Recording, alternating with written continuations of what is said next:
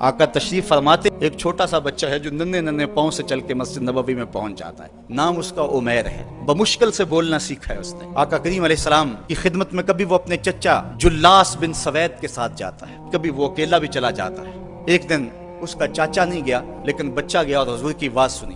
آقا کریم نے قیامت کے بارے میں نقشہ بیان کیا. جب وہ بچہ واپس پلٹا نا تو اپنے چچا کو کہتا ہے, اے میرے چچا, آج میں نے حضور کو قیامت کا ذکر کرتے دیکھا ہے, اور حضور نے ایسا ذکر کیا ہے کہ قیامت کا نقشہ میری آنکھوں کے سامنے آ گیا تھا. لیکن اس کا چاچا جلاس بن سوید ازلی بدبخت تھا. اس نے کہا, اللہ کی قسم اگر محمد سچا ہے نا تو ہم گدھوں سے بھی پھر گئے گزرے.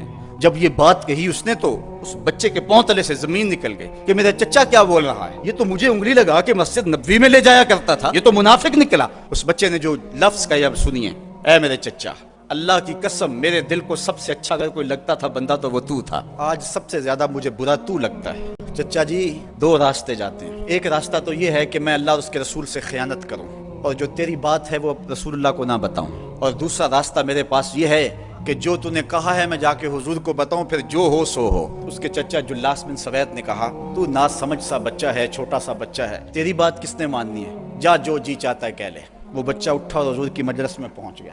اور وہ بچہ کیا کہتا ہے, حضور جلاس بن سوید نے اللہ اور اس کے رسول سے خیانت کی ہے. حضور میرا اس سے کوئی تعلق نہیں ہے, میں اللہ سے بھی کہتا ہوں میرے مالک, میرا چچا سے کوئی تعلق نہیں ہے چونکہ وہ تیرے محمد کا دشمن ہے. حضور نے فرمایا, بچے اس نے کیا کہا ہے؟ بچے نے ساری کہانی سنا دی. حضور نے صحابہ کو بلایا, کہا کہ یہ واقعہ پیش آیا ہے, بتاؤ کیا کریں. صحابہ نے عرض کی, حضور یہ بچہ چھوٹا ہے, کم عقل ہے, کم سمجھ ہے, یہ تو اپنی بات بھی نہیں صحیح طرح سمجھ سکتا, اور جلاس بن سوید بڑی عمر کا آدمی ہے, ہمارے ساتھ نمازیں پڑھتا ہے, تو آپ اس بچے کی بات کی پرواہ نہ کیجیے. ادھر جلاس بن سوید کو جب پتا چلا تو اس نے بھی قسمیں کھانی شروع کر دی کہ میں نے تو کوئی بات کہی نہیں ہے. تو حضور نے اس بچے کی بات کو نظر انداز کیا صحابہ کے کہنے پہ. اب اس بچے نے جب دیکھا کہ میری بات حضور نے قبول نہیں کی ہے تو اس نے جھولی پھیلا لی اور آسمان کی طرف دیکھ کر کے کہا, اے اللہ اگر میں جھوٹا ہوں تو مجھے جھوٹا کر دے, اور اگر میں سچا ہوں تو میری سچائی کا اعلان کر دے. یہ بچے نے جب بات کی تو ابھی اس نے منہ پہ دعا مانگ کے ہاتھ نہیں پھیرے تھے کہ جبریل آ گئے,